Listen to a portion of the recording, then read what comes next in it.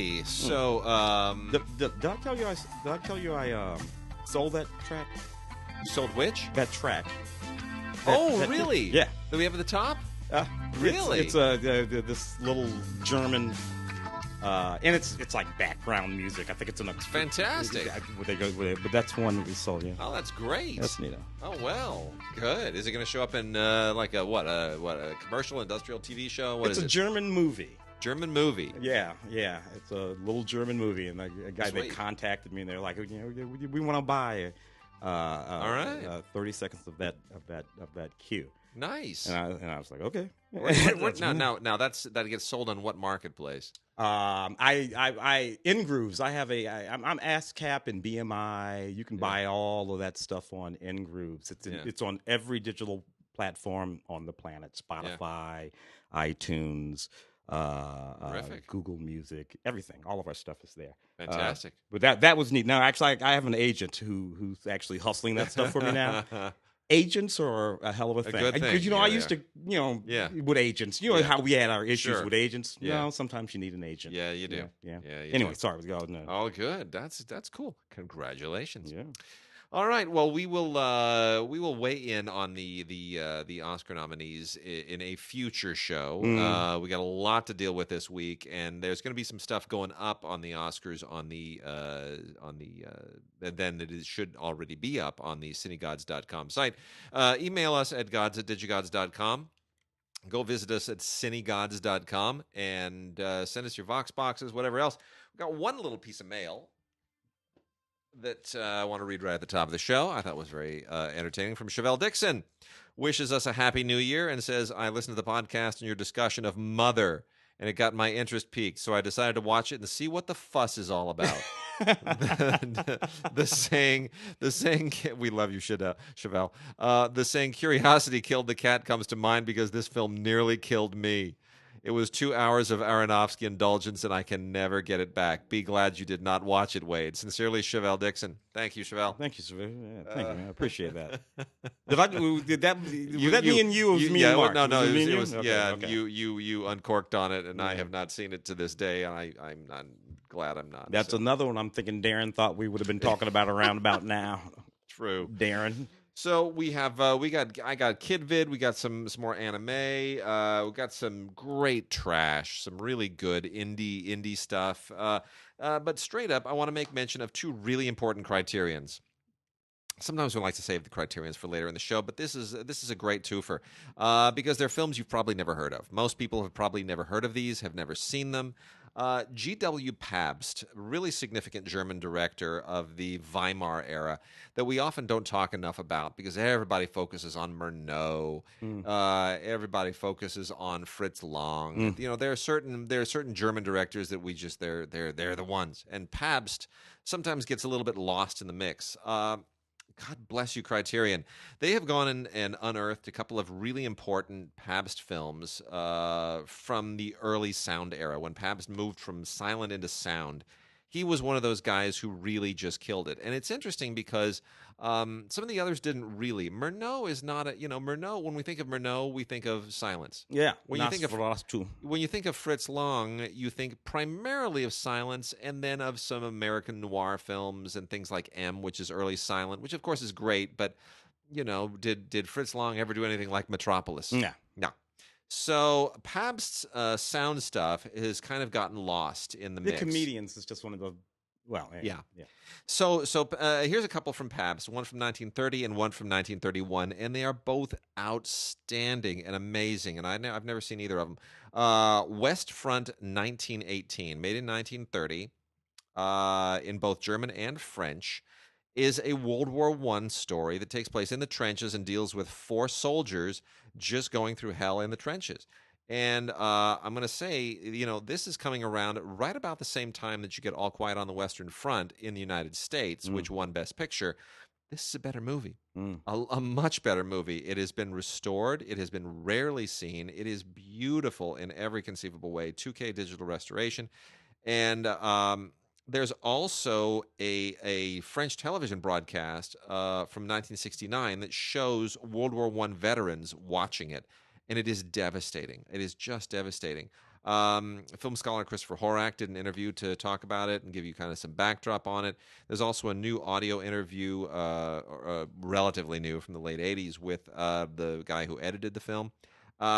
It's quite an impressive film. It's called West Front 1918. Really, really good. And the other one, I'm going to mutilate the title, even though I'm half German. Kameradschaft. Kameradschaft. This is from the following year, 1931, and it is about trapped miners, it's quite interesting. It's about trapped miners in Germany and in France, the miners are it's French miners. Okay. Let me take two, Wade. So it is it's about a cave-in on the border between France and Germany. And the miners are French, and the efforts to free them are, take place on both sides. Mm-hmm. And France and Germany have a real history behind them. West Front 19 obviously deals with much of that from a World War I perspective, and then Kameradschaft gets into sort of the post-war relationship and everything that is still lingering from World War I, and how that sort of resonates now, and how it affects their ability to cooperate to rescue these miners. It's really it's very heavy. It's really heavy, and it's quite provocative, and it's a really thoughtful film. And much better than the freaking Chilean miner movie that we had a few years ago with Antonio Banderas and Gabriel Byrne playing Chilean. It was so Juliette Binoche playing Chilean. Is there anyone in here who's actually Chilean in this movie? Even Kate Del Castillo. She's Mexican. Yeah. That's what I'm like, what? Crazy, But anyway, this is the Trap Miner movie to see. It really is tremendous. It's just a tremendous movie. I'm surprised that it's not more famous. This also was recently restored in 2K. Has an interview with film scholar Herman Barth on the background of the film. Also, there's an interview with the same editor as on the previous film, and an interview from 2016 with John Christopher Horak as well, giving some background on the film. It's really tremendous. So, Kameradschaft and West Front 1918, two tremendous films from Criterion on Blu-ray, from the great German director G.W. Pabst. Very good stuff. All right. You know what? Let me. You got stuff you want to run through? Yeah, I got one more. Got one more to go through. Well, actually, you know what? This is stuff I was hoping to get through last week. So let me plow through it just a little bit. I got a couple of interesting little piles here. One is the IndiePix Festival Favorites Volume 2. We didn't get Festival Favorites Volume 1. They're supposed to still get it to us, so we're going to do this in reverse order, I guess, when they get us the Volume 1. But IndiePix Festival Favorites from IndiePix Films is just a nice little box set of 3 films of theirs that were hits on the festival circuit. And they're worth checking out if you're a real indie person. IndiePix really is very much into intensely indie stuff.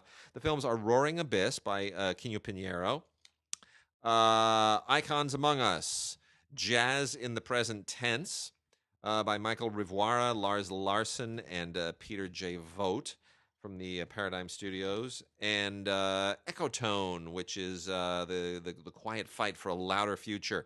A lot of great music in this. Austin is known as the live music capital of the world, and there's a lot of really just the music scene in Austin is legendary. Before there was South by Southwest, the film festival, there was South by Southwest, the music festival. So this is really this is a great look inside the whole Austin music scene. Ecotone is worth a look, and then the other 2, Jazz in the Present Tense, is just it's fantastic. Yeah. It's fantastic. I love jazz. I especially love, real jazz, is like that conversation from La La Land when she says to him, she goes, "What about the jazz I know, like elevator music?" Gosling's reaction in that moment is like he wants to scream. He goes, "Well, okay." I just watched it again the other day, by the way, for the 18th time. That's how I know this. He goes, "Well, okay." He kind of cocks his head like, "I'm going to be really patient here. Be really patient." So anyway, this is real jazz. Icons Among Us, and Roaring Abyss is about the music scene in Ethiopia, Addis Ababa. It's an amazing music scene, and we don't often get it here just because music from certain parts of the world, especially Africa and Asia, just doesn't make its way to the Americas. Yeah. Well, So, it got tainted by the notion of world music. Some 25, yeah. 30 years ago, that notion. Yeah. So whenever you see music and it comes from someplace in the world, that Yep. label gets dumped on it. Yeah. And it's so incredibly unfair because It is. that's a made up label It's great anyway. stuff. That was a marketing thing, and this is just music, and It's so good. it's so hot. It's so insane. good. And then lastly, I got a whole bunch of stuff here from Uncorked Entertainment, Uncorked, and the people at High Octane Pictures, all being released together. This is schlock, and it's glorious schlock. It is. This is at a certain level where people are spending no money just to have fun and make crappy movies that why not? Seriously, why not?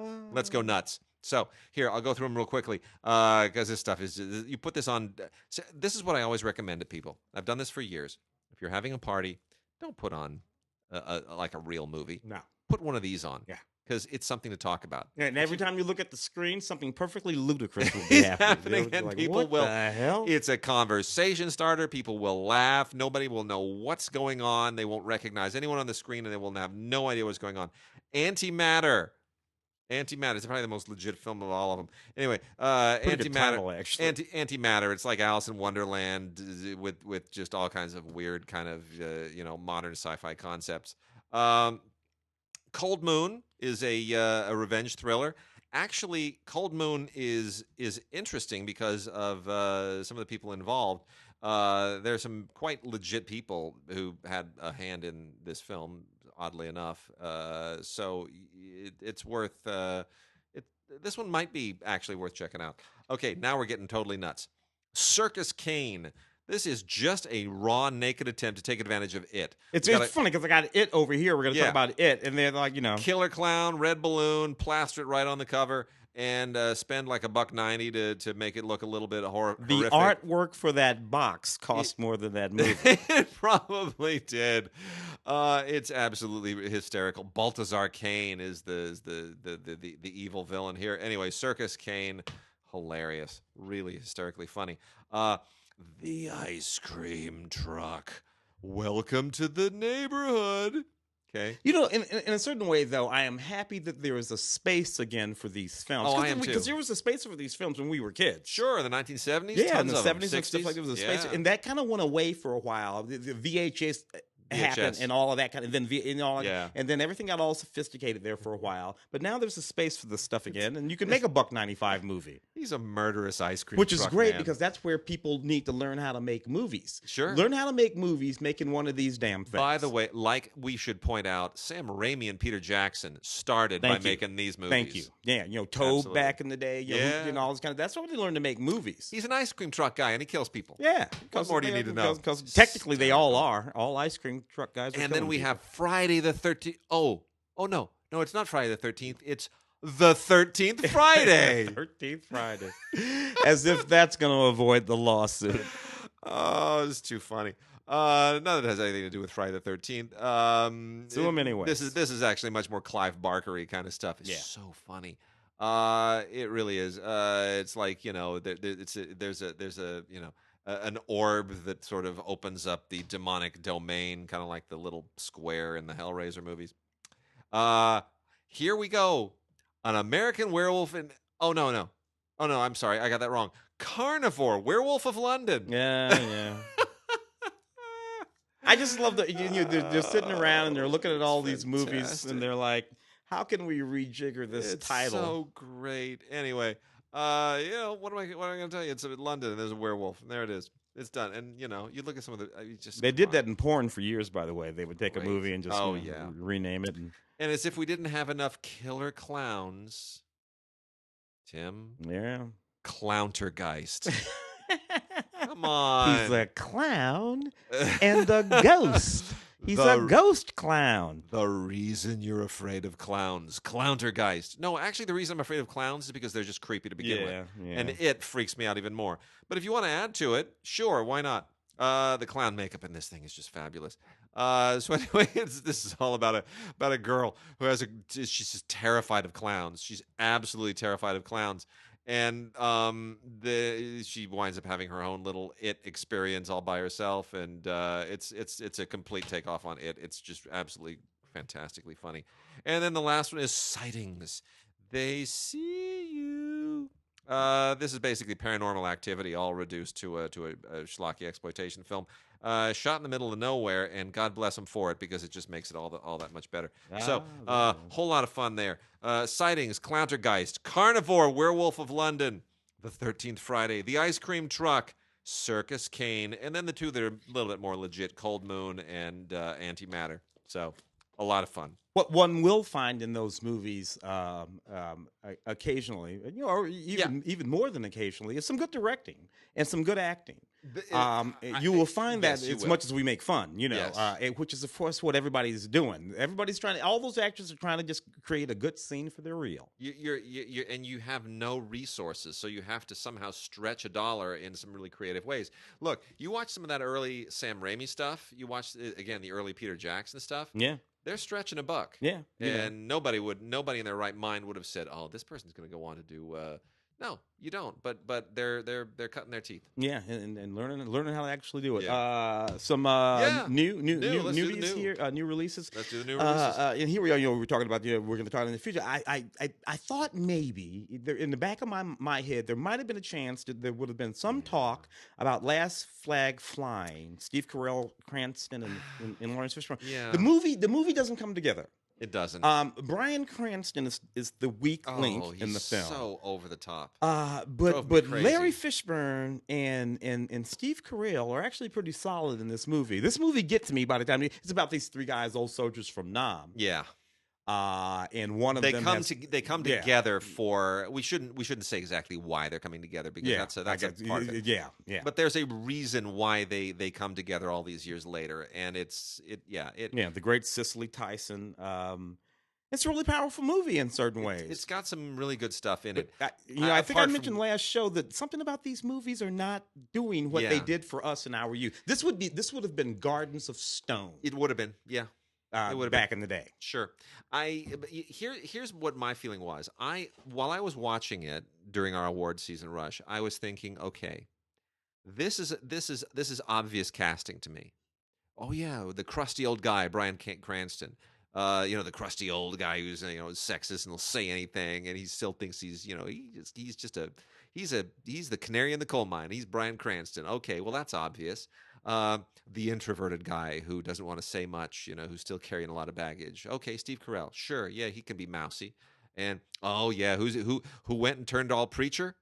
And who's still got a big chunk of nom left in him, and he's got to keep it tucked under. Oh, sure, Lawrence Fishburne.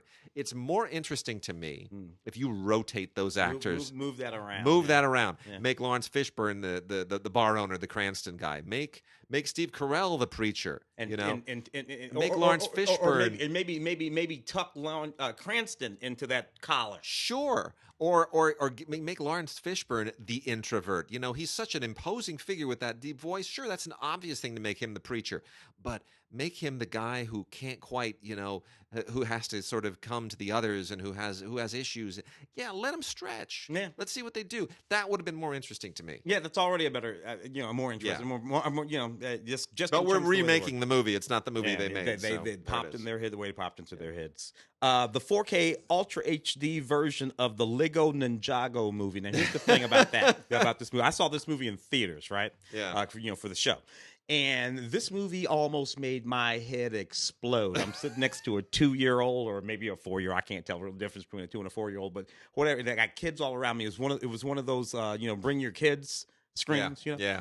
And this movie starts fast and gets faster. It's kind of funny in its premise. Ninjago's a place, and you have these characters that are constantly saving this place, Ninjago. From this, and it's coming every time. And these kids, they're actually high school kids by day, and then they're Ninjago by night and every day. And there's this little thing that's going on where one of the central kids, his father, is the thing that keeps attacking the city every day. Yeah. And Lloyd, and it's sort of funny in that way. If they would just slow it all down a bit, and I know that this is stupid because I'm old and this is not meant for my eyes shutter ability. This is meant for kids, so I Yeah. think kids are really gonna love it. I mean, I don't know. Hero? Is this a hero movie? No, it's not. It's too fast. Too fast. Yeah, okay. Yeah, much too fast. I'm looking forward to taking her to see Early Man, the new Nick Park thing. Oh, That's yeah, what I'm looking forward to. So, But yeah, no, that's way too fast and frenetic for her. She likes everything a lot slower. Yeah. So none of that Lego stuff. It's all too fast for me. yeah, it makes my eyes want to bleed. I was never a fan of the Jigsaw films. Yeah. This is Jigsaw. The game continues. From the Saw series. Yeah. From the Saw series there. I was never a fan of the Saw films, I should say. And whatever. I mean, if you like this stuff, you like this stuff. If you don't, you don't. Anyway, this is a 2-disc set, Blu-ray with a 4K. 4K with audio commentary on it. So, you're into it or you're not. I'm not. 4K Ultra HD for Blade Runner 2049 is a dazzling thing to watch. If you want to see what HDR can do, if you've got a high dynamic range setup, and you want to see exactly how much more you get out of HDR and 4K than you did out of Blu-ray, this is the movie. It's got everything in it that will stretch that to the max. It is impressive on an unbelievable level. Deakins, he kills it. I thought you look. This will be his Oscar film, I predict. Yeah, this will be his Oscar film. Well, Dunkirk. Yeah. Well, yeah, it could be. But anyway, Deakins just nails it here. As for the movie itself, let's talk about the movie. We wrote about the movie quite a lot over on the website, and people should go check that out. Blade Runner 2049. Did it need to be made? Look. When it was announced, I was sure it needed to be made. Yeah. Right? And then it happens, and I'm absolutely positive it didn't. Yeah. So that's what happened to me on that day. And for one thing, look, homage is one thing. Yeah. This film is almost a duplication of Blade Runner with present day technology and scale. Present day technology and scale, but anyway, go on. I have a whole weird take on this that nobody else has, and that is that on the one hand, it's regurgitating all the same themes of identity and all that stuff that was more or less tackled and sufficiently settled with the first film, and I don't know that we needed to go to this place. But the other thing is, it's also at the same time not really a Blade Runner movie. It's 2 hours. It's nearly 3 hours long. And the direction is very, very different. Denis Villeneuve, who did Arrival and a lot of other great films, Sicario, is an amazing director, an amazing French-Canadian director.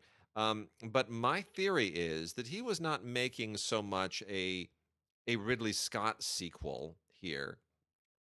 He was not so much making a Phil K. Dick story as he was making a Tarkovsky sequel and a Stanislav Lem film. This feels more like it belongs in the universe of Solaris and Stalker. Yeah, but Solaris, as opposed to the Soderbergh, not correct. Yeah.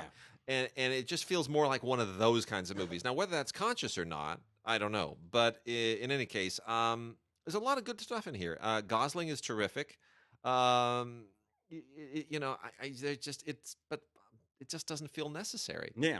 There it is. And I think that the audience sort of responded to it in the same way. It is a delightful thing to watch, literally watch, see, and delight in all of what you're seeing. But at the end of it all, a few things. Yeah, they sort of divulge a few things. But you don't feel like I didn't feel at the end of that the way I felt at the end of Blade Runner. I did not either. Like I had a transformative cinematic experience. No, this was just a big old movie. Yeah. What are you gonna do? Hey, we were just talking about all those clown movies before. Well, this is the one that actually worked. And did you think it would? No. I didn't either. For one thing, I didn't think anybody could do as well as Tim Curry. Right. Because, from the 1980, the TV whatever it was. Because Tim Curry was absolutely extraordinary in that. And, of course, there's the book. Yeah. My wife was a big fan of all of these books. I remember buying this book as a hardback book way back in the 80s. But in fact, Bill Skarsgård's performance in this movie, while it's different from Tim Curry's. Yeah. In Has terms to of be. technology and things that they could do, Tim Curry is still fantastic. But this was pretty damn good, man. I was quite surprised. I was shocked, and I was grateful. And here's the thing: when I heard they'd making a movie out of it, I thought, well, that's a big story. I mean, there's the kid stuff and there's the adult stuff. You know, there are two huge separate stories to this. Everything that happens when they're kids and when they're adults. And the TV miniseries is like 6 hours long. Mm-hmm. It's long. It really gives you an epic saga. And I thought you're gonna totally cheat me if you try to do that with this movie. And then I realized while watching it, oh, this is just the kid portion. Mm-hmm. They're gonna do the other one in like a year or two. Great, Very bright. I'm in. Yeah. Very smart. I was glad you're not gonna try to. And I wasn't aware of that going in, so it was nice to discover that. I saw this with Lael, one of our Film Week colleagues. Yes. Lael and I saw this in Ray's class. Ray wanted us, he invites, for those who don't know, our friend Ray Green, a colleague on DigiGods. Ray teaches a class at LMU and invites his friends and colleagues in every once in a while to talk about the movies that he screens. And so he had Lael and me in to talk about it that week. We were also on Film Week to review the film, so he wanted us to see it in his class so we'd have a spontaneous reaction for the kids, so forth and so on. I kid you not, Lael, about a half an hour in, nearly jumped into my lap. I nearly jumped into the lap of the kid that was sitting next to me. There was some, 19-year-old next to me. I don't know who she was, but I nearly assaulted her right then and there in the theater. Oh, I'm sorry. I didn't know what I was doing. It scared me the daylights out of me. I know the story. It's a neat movie, It's great. but well realized. Yeah. Deleted scenes on this. And extended scenes on this. So even if you've seen it already. 4K. Yeah, and it's in 4K. So even if Pennywise you've seen it already. will be getting in your face in 4K. Yeah, tap it up again. That's one I can recommend yes, right there. For sure. Dude, November Criminals. Chloe Grace Moretz and Ansel Elgort, who of course was the Baby Driver. Why is he doing another Baby Driver movie? Isn't this kind of the same movie? More or less, one of these kind of things. And what are his agents thinking? What I don't get is how how a movie with her and him in it don't get a theatrical release, a significant domestic, U.S. theatrical. But there it is. It's getting tough out there, man. I know it is. It's crazy. But if I were in his shoes, or if I were his parents, whoever's pulling the strings, I'd have a real sit down with the agents, and I would say, Baby Driver, good move. But you know what?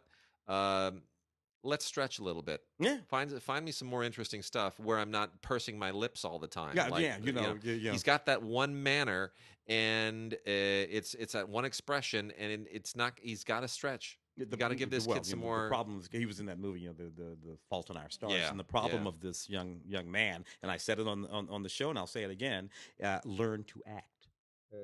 Look, man, you got like this shot.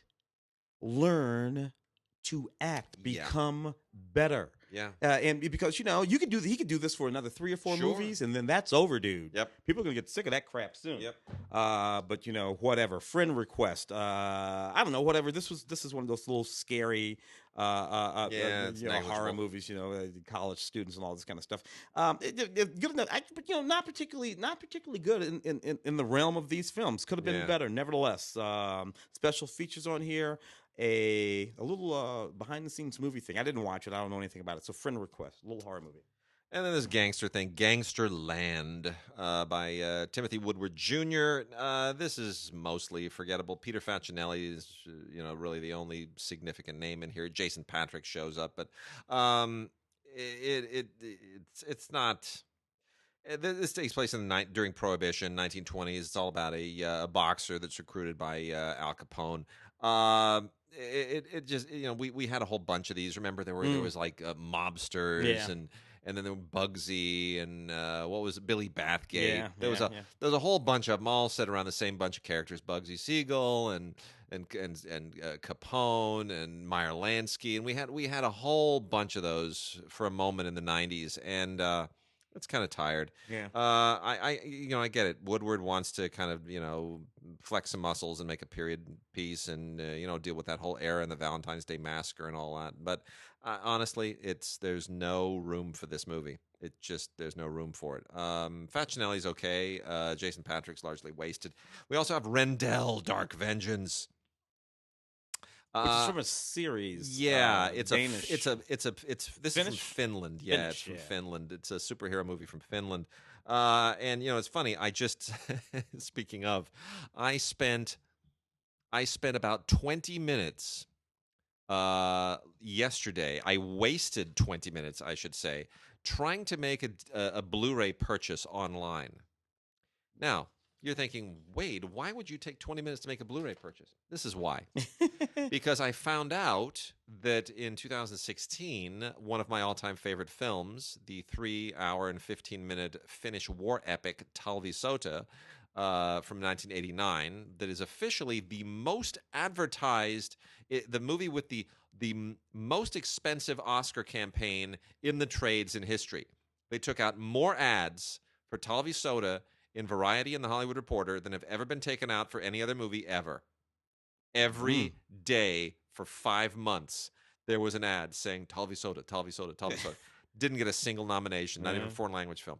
It's still a great film. It's about the Winter War in 1939 when Stalin attacked Finland to try to annex it. And nobody paid attention because everybody was preoccupied with Hitler. Right? So no one paid attention to the fact that Stalin and Finland are at war. Involved in this little internect scene, yeah. Oh, what the Finns went through was horrible, absolutely horrible. It's a devastating movie. And I think the entire Finnish army shows up as extras. It's tremendous epic. Anyway, Talvisoda, The Winter War, out in a 4K restored Blu-ray. I had to get it. You don't get the German one. The German one looks like crap. You got to get it from the Finnish sites. Well, if you go to Amazon UK, it costs, 35 euros. Yeah. No way I'm going to pay that. But from the Finnish sites, it's 10 euros. Oh. The problem is I have to use Google Translate to figure out what every single field on that page means. So I'm going back and forth, cut, paste, name, right, address, okay, credit card number. At the end of it all, credit card declined because my credit card people think that this is some fraud thing. Somebody's buying something in Finland. In Finland, yeah. I gave up. It was a wasted 20 minutes. But anyway, I'll try it again today. Anyway, Rendell, Dark Vengeance. That brings us back around to a Finnish superhero.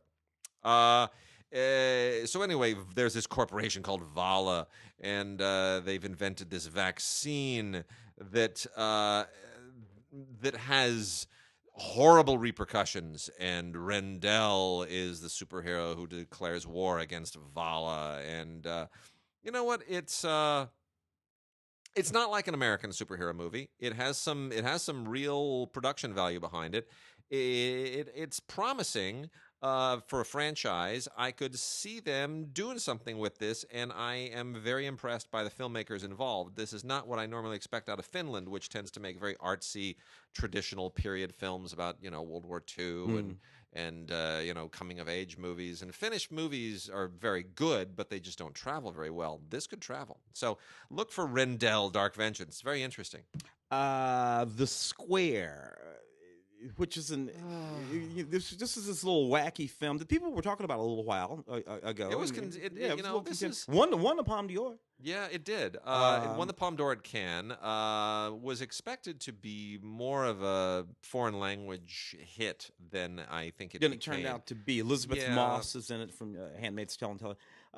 Set in the art world. It's kind of poking fun at the art world. Yeah, it's a satire. Yeah. It's Swedish.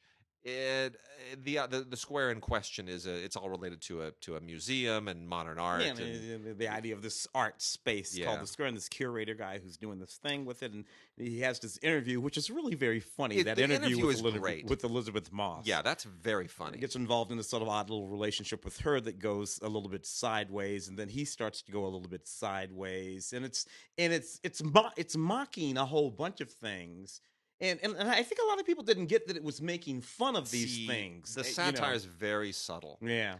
And this is one of those movies that does well at Cannes. Underground by Emir Kusturica is another one, which is actually coming out soon from Criterion, by the way. But yeah, this is one of those films that does well at Cannes because I think foreign audiences and juries tend to understand it more than Americans, who will sort of cock an eye and go, Yeah. "Should I be laughing at I this?" think I think I think American audiences just took it a little too Yeah, they seriously in did. terms of what Sure. it had. Anyway, whatever. It's sort of neato. Dominic Weston also. This has a few special features on it, including some behind the scenes stuff and some casting tapes and whatever. Yeah.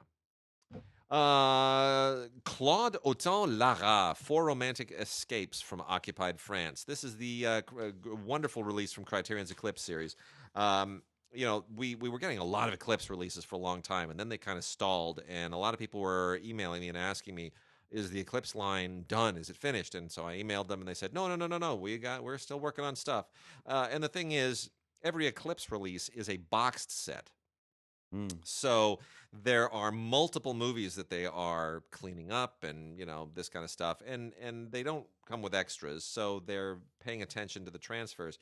And Claude Autant-Lara he's a contemporary of the directors who inspired the new wave. So he was there with Melville and a lot of these other guys, and kind of gets lost during the new wave period.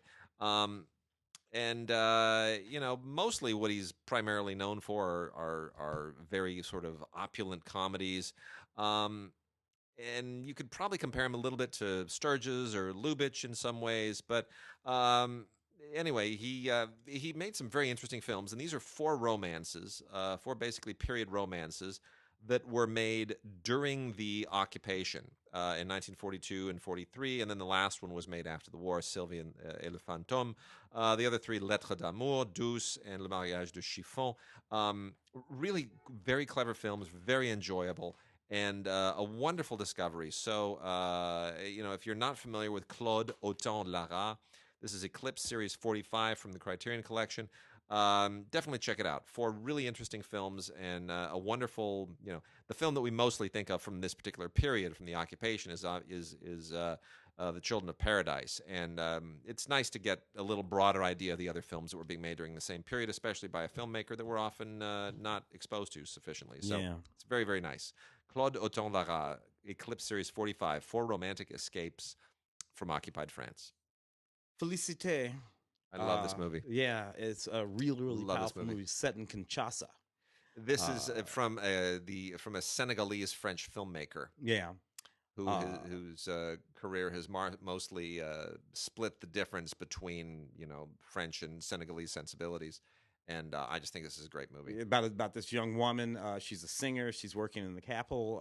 Her son is in a car accident, and it's about what she has to do. Yeah, excuse me. And to get the money to save her son. And she has an interesting relationship with this repairman, this kind of handyman who keeps saying, why don't you marry me? What do you got to lose? Real smooth talker. Yeah, and but she's she's fiercely loyal to her son, and she's devoted, and a very famous Senegalese singer is the actress in this, and she just tears it up. I reviewed this for cinegods.com. You should go and check out my review there. It's a really wonderful, powerful film, and one of the few films that sort of looks at the urban family dynamic in a certain part of East Africa. So it's definitely worth checking out. Yeah. Stefan Zweig, Farewell to Europe. Another very, very good film about that writer, Grand Budapest Hotel, your film, Wes Anderson's film, all that kind of stuff. Yeah, and during his period when he was in exile during the war, again, a very, very, very powerful film, very psychologically penetrating film that you should just see. This is a DVD from First Run Features, and I thought it's in German, English, and Portuguese, and French, and Spanish with subtitles. But I thought that there was a commentary track, but there is not. Ah, well, should be. Yeah. So I got some good Blu-rays here. Let me go through this little stack here. First of all, and they're not my kinds of movies necessarily, but they're all worth.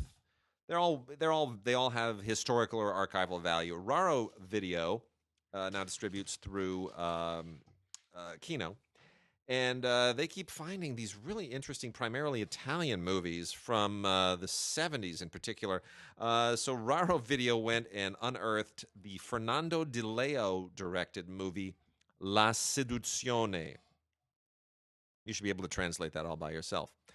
So this stars Maurice Ronet, who a lot of people probably know from Purple Noon, if you're a fan of that.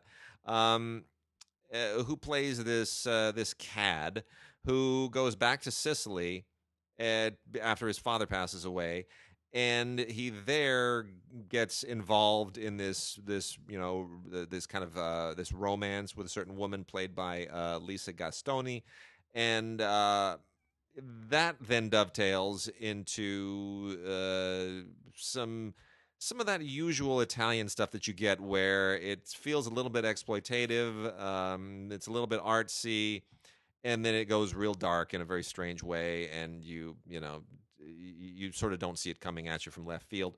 A lot of films, Italian films from this period, still feel to me like they're trapped between being soft core and being legitimately art films. House, yeah, Art yeah. house, and this is one of those.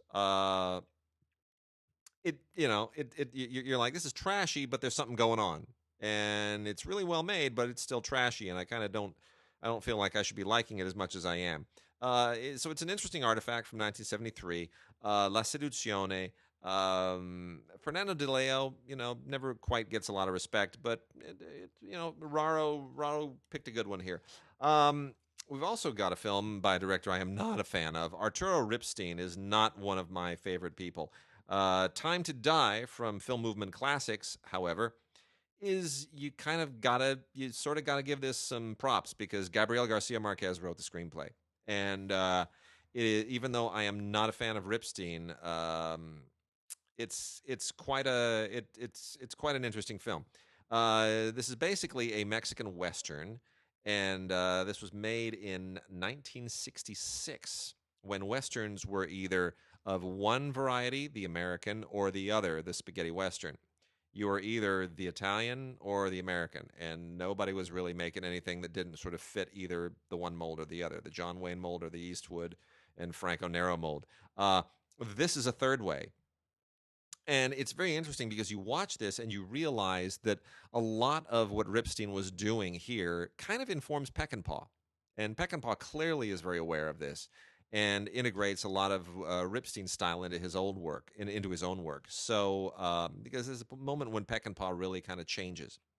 So it is worth checking out. It's very interesting. It's got revenge and all the usual stuff that you get in any Western, but it's extremely interesting, and the script by Marquez is really literate and very, very strong.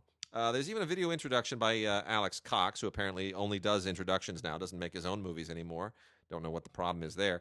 And then there is a commentary by Ripstein and one of his actors, Enrique Rocha, and a really interesting essay by Carlos Gutierrez, who co-founded Cinema Tropical. So this is Time to Die from Film Movement Classics on Blu-ray, and very deservedly so. Interesting. This is an interesting film here, The Untamed, Amada Escalante film, debut film, right? Mexican film, right? This is a sort of psychological science fiction thriller. You have this couple, this little family there, and this sort of, relatively speaking, unhappy marriage. A meteorite falls. Oh no.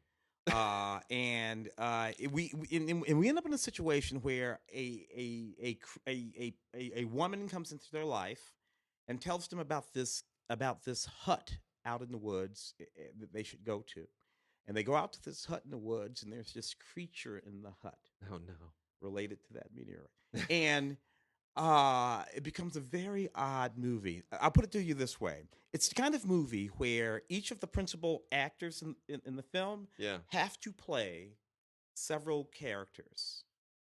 They play their primary character and then other characters, and there's a perfectly reasonable reason why that's happening. So it's kind of neat, and I like it quite a lot. Blu-ray here, behind the scenes documentary, which is really kind of neat because when you watch the doc, it makes the movie make a whole lot more sense. The Untamed, very sexy, very sexual film. It'll stick in your head for quite a while. And we also have In Her Name. here, Daniel Auteuil. Auteuil. Auteuil. I'll just let you say all the French names. Anyway, it's about a guy who's trying to bring justice to his daughter who died under the circumstances, and it's been 27 years, and he intends to get justice for his daughter. This is pretty intense and exciting stuff. It's set in 1982. His daughter's 14 years old when she's killed, when she's on vacation with her mother in Germany, and he's just convinced that her death was not an accident, and he's gonna figure out what the hell happened. And it's based on a true case. Beautiful. Yeah, so powerful stuff there. I miss getting I miss getting a lot of great Daniel Auteuil movies here, and new ones. I got a few Blu-rays here from Kino. One is The Wound by John Trengove. You know what? This is a South African film that I'm not really fond of. I respect what they're trying to do, but I can't get with this movie. It's just deeply upsetting. It's shot in the Xhosa language, and it deals very specifically with a tribe in South Africa where there is a coming of age circumcision rituals, man, that to this day goes on, where these young men go up into the mountains. This is males, so not this is men, like grown men, like when you're 13 years old or whatever, you go up into the mountains, and where the grown men take a dirty rusty knife to your. People can't see me, but I'm shaking, and I'm just so upset with this movie. And they give you the mother of all circumcisions, and then you have to sort of you get someone who's sort of your guide, your counselor or whatever you might be. And that person is guides you through your manhood ritual while you're up in the mountains for a while. Yeah, whatever, dude. Yeah, that's all. And then it takes a gay twist, right? Then it's about the lead character is trying to become a man, but at the same time trying to hide his sexuality, and then of course finds out that his mentor is also hiding his, and then you get into all this the secondary subject of what is masculinity and what is repressed sexuality in these tribal cultures, and is there room for it? And all those are all valid questions and all interesting questions. But the whole circumcision sequence is so haunting. I just couldn't get through the rest of the movie without having that just burning a hole in my brain. It's the psychosexual, erotic stuff is not really necessary here. Oh, it's just so disturbing. Then we've also got Kills on Wheels by Attila Till. This is presumably an action comedy, although it really it pushes the envelope. I've been to Hungary. I spent a little bit of time in Hungary, and the Hungarians have a curious sense of humor. And this was submitted this was their official submission for the Academy Awards last year. And I remember, and watching it, I'm thinking, what were you people thinking? Really, truly, the idea is you have these kids who are disabled, and you build this action comedy around them that turns into kind of a gangster comedy, and it really is on the edge. You kind of like, that's not funny. I know you think that's funny, but that's really not funny. I'm all about pushing the envelope with comedy, but boy, you kind of go, oh, I don't feel comfortable laughing at people in wheelchairs. There's a right and a wrong way to do that, and this kind of ooh. So Attila Till, you've got some talent, but I don't know, man. It's a little bit. It even pushes my buttons in a strange way. And then here are my two favorites. Yes. Maigret, Jean Gabin. So Georges Simenon, the famous Belgian writer, created this fantastic detective character known as Maigret. And they made some wonderful movies, specifically Maigret Sets a Trap and Maigret and the Saint Fiacre Case. These are really fun. Director Jean Delanoy directed both of them, both based on actual novels, not just the character. But they actually are adaptations of the novels, and they're just a whole lot of fun. And Jean Gabin is older in these films. These are with him well past his prime. He's not in his Grand Illusion era anymore. These are, late 50s, 58 and 59. And it's a lot of fun. He just chews the scenery, and he has a lot of fun with the character, and it's, crusty, and especially Annie Girardot. If you're familiar with Annie Girardot, she's wonderful in the first film, Maigret Sets a Trap. Absolutely delightful. So no extras here, but you don't need them. They're just really, really fun mysteries, and it's all about watching Jean Gabin just be an amazing actor. Beautifully, beautifully made. Lots of fun. Neat stuff. Cloverfield. Are we gonna pop over some of these? Yeah, let's do the classic stuff. So, Cloverfield and 10 Cloverfield Lane are both out. And 10 Cloverfield Lane. You know what's funny about so Cloverfield 10, 4K Ultra HD. So Cloverfield 10 Cloverfield Lane. You know what's interesting to me about these movies? I still have no idea what the hell is going on in these movies. That's the whole point. I have no idea. So I suppose that's the thing. And sort of neat. Which one do you like best? I'm biased. We know. Matt directed Cloverfield, and Brian produced Cloverfield. I know the people who made it. Yeah. I know how this film got made. It's like everybody that I know. It was a calling card film for basically. Matt had not directed a feature in a very long time. He had done the Pallbearer and then segued into television, right? Mm-hmm. where he directed just lots of pieces of episodic television, and he had done co-created Félicité, and Cloverfield was his getting back in the directing game, the feature directing game, and then that launched him into everything else, and he was hot again. Yeah. So there you go. Yeah. Dan Trachtenberg, of course, directed 10 Lane. The Lane. And his commentary track is on over there. Anyway, these are fun films, but once again, I watch these movies and I'm like, whatever. Yeah, well, I think Cloverfield is very much a resume piece, and it worked. Yeah, it was the first of the quote unquote found footage movies. Maybe not the very first one. I think Wreck. I think Wreck. Well, actually, that's right. Yeah, the Blair Witch was the first one. That's damn near 25 years ago. Yeah. And then Wreck, the Mexican film. REC, yeah, that created a whole franchise in Mexico as well. But Cloverfield really was the one that hit it big at the box office. Yeah. It was it was a big budget thing. It was a monster movie, and it made that. And it worked for him. It was terrific. We got a couple from the Vestron Video Collectors series, which I absolutely adore because I remember all of these things when they were first in theaters and they were a big deal. And this really takes me back to the video era. So Vestron Video Collectors series from Lionsgate. We start with Class of 1999. Yeah. And you know what? This is back when taglines were awesome. The ultimate teaching machine, out of control. Class of 1999. It's just so funny. 1999 did not turn out to be anything like this movie predicted. Not even close. Prince got it wrong too, though. So. Yeah, everybody got it wrong. Anyway, Mark Lester produced and directed this. Does an audio commentary that's an awful lot of fun. And look, this is basically like Terminator High. It's androids in high school and lots of really interesting effects, and it's an excuse to do kind of teen action. It's silly. Gothic. Oh boy, do I have a lot to say about Gothic. Ken Russell. Ken Russell, yeah. So Gothic, for the longest time, held the distinct honor of being the worst movie I had ever seen in my life. Until Natural Born Killers. You hated Natural Born Killers? I hated Natural Born. And Natural Born Killers held that honored position until Postal. Uwe Boll's. Uwe Boll's Postal is still distinctly the worst movie I've ever seen in my entire life. So Gothic is moving up. It's now third from the bottom. Mark has some great stories about Ken. Oh my God.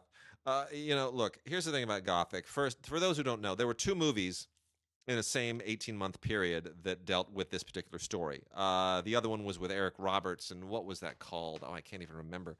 The other one was sort of more tame and legit.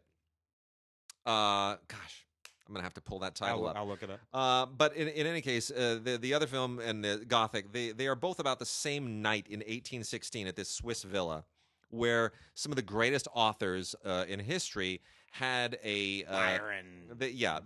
Byron and Shelley and Mary Shelley. They had this drug-fueled orgy, and they all got delirious and hallucinated like mad on opium or whatever was going on. And then the next morning, I think I'm gonna and presumably, you know, Frankenstein was birthed by this. Mary Shelley thought of Frankenstein during this, you know, hallucination, and you know, there are all of these. Dr. Polidori thought of something. Anyway, all these people thought up these great literary works out of this one drug-fueled evening.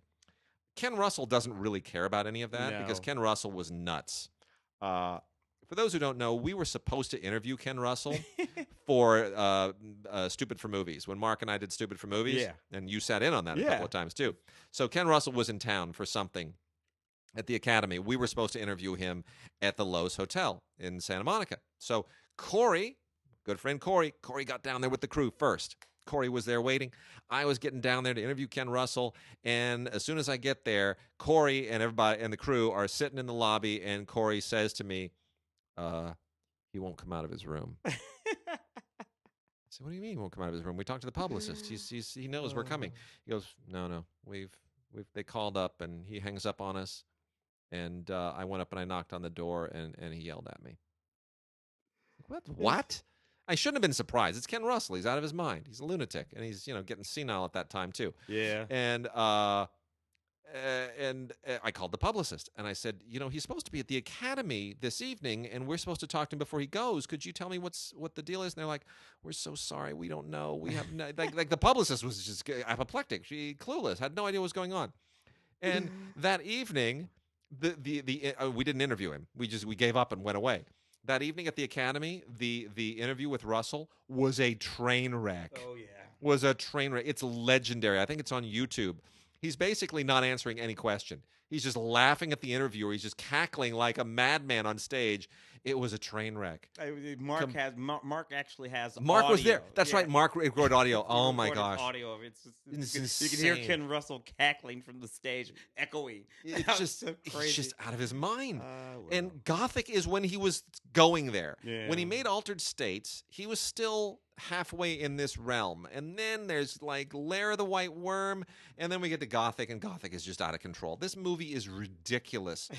And yet, I find it irresistible on a certain level. I hate it so much that I just want to show it to people so that they can see what I'm talking about when I tell them, no, you have not lived until you've heard Julian Sands scream, "It's decay! We've got to send it back!" My favorite awful line in movie history. Oh, it's Sands. decay. We've got to send it back. What does that even mean? And then Gabriel Byrne says, "No, look." I forget what the actress's name is. What's the other actress in this thing? I forget her name. It's what's his name's Miriam Sear. So Natasha Richardson. Basically, it's Gabriel Byrne, Julian Sands, Natasha Richardson, Miriam Sear, and Timothy Spall. Timothy Spall, like, you know, at one point takes the cross off of the this bed. This is about 1986, by the way, about 85, 86. Completely whacked. Something like that. Yeah. I saw this at a midnight showing at UCLA with my friends, and we got out at 2 a.m, and we stood there in the quad until 3:30 in the morning, screaming about how much we hated this movie. So we honestly, I'm going on. I swear I'm gonna tie this up in a second.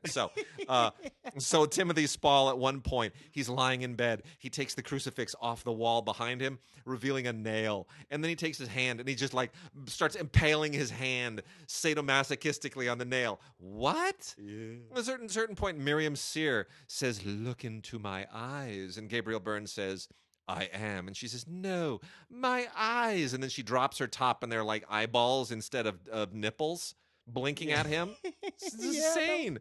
And then Miriam Sear at one point is crawling around naked with a rat in her mouth. Yeah. And Gabriel Byrne says, "No, don't you see? She's trying to tell us to stand up to our fears." Yeah, you know. I know too much about this movie. It's insane. Coke was a hell of a drug. Middle 80s. I know. I'm selling it, and I don't want to sell it. But anyway, it's Gothic from the Vestron Video Collector Series. Tim, I'm done. It's insane. It is crazy. What's nut is Hell Night, 1981, kind of just as crazy, but meant to be, at least anyway. It's one of those movies where college gals they have to go. They live in this house, and there's a crazy old lady in there, and there's a massacre of her family, and she terrorizes them, all that. Whatever. Sort of a classic from the period. This is the collector's edition Blu-ray DVD combo pack for Hell Night. Special features: a 4K scan. From the best archival prints, several interviews, commentary with the cast and crew. So I remember going to see this movie in 1981. I didn't like it in 1981. Right. I'm gonna do with that. 1 million BC. Hal Roach Jr. And Victor Mature in this sort of really interesting movie, sort of prehistoric tale of survival and love between, this guy belonging to one sort of prehistoric tribe and this woman belonging to a different tribe, the blonde tribe and the brunette tribe. Basically, it's what they are. What I loved about these movies is nobody bothered to check with any paleontologist back in 1945 just to see what might actually make sense. What kind of creatures we would put on the planet at the same time. But, what the hell you got to do? Victor Mature, Carol Landis, and Lon Chaney Jr. on this Blu-ray, which is actually pretty neat. Victor Mature just never could act. Never. He just had the face. That's all he had. And he knew it. He used to call himself Victor Manure when he talked about his own performances. Oh, that's funny. But what the hell? He hung around for a while. This is pretty neat. I was looking to see if there's anything on. No, nothing special on the Blu-ray. All right, so we're getting short on time, so I'm gonna crank through some of this the remaining classic title stuff here real quickly. From Olive, we have the Nutcracker, Nutcracker the motion picture. This should have gotten to us in time for the holidays. It did not, but still great.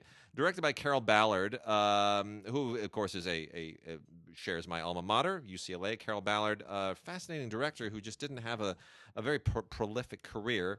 Did The Black Stallion, Never Cry Wolf, Never Cry Wolf, a few other films, that sailing thing with Matthew Modine. Oh yeah, that actually, because somebody got killed on that movie. Wind with Jennifer Grey as well. Yeah. But he just didn't make a lot of movies. He made some really good movies, but didn't make a lot of movies. So anyway, this is from 1986, and he's basically doing the Nutcracker, and it's a little bit of a diversion for him, but.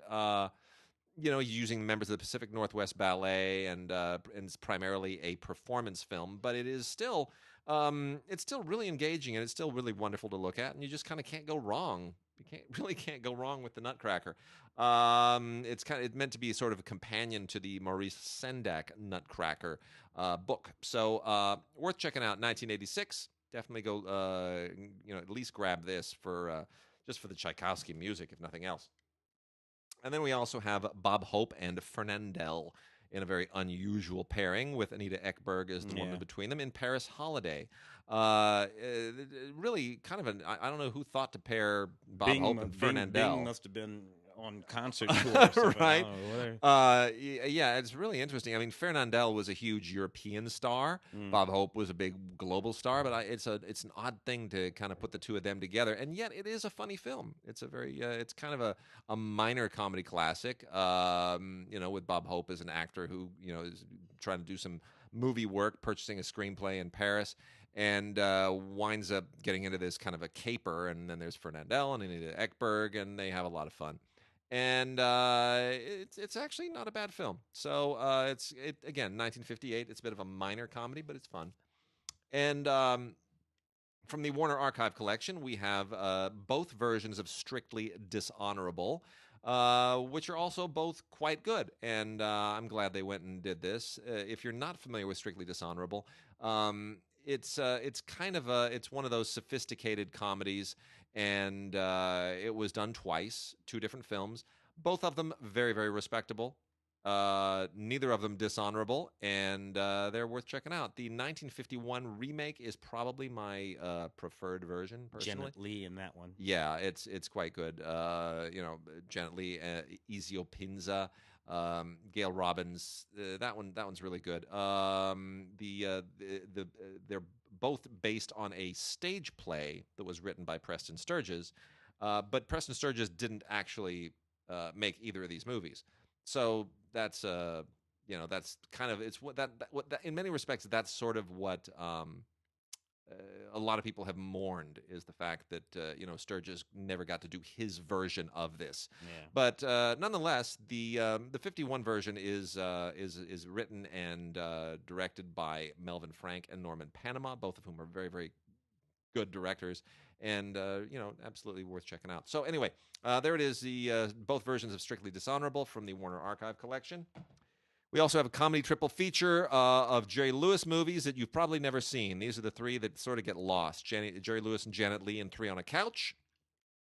Jerry Lewis and Peter Lawford and Anne Francis in Hook, Line, and Sinker.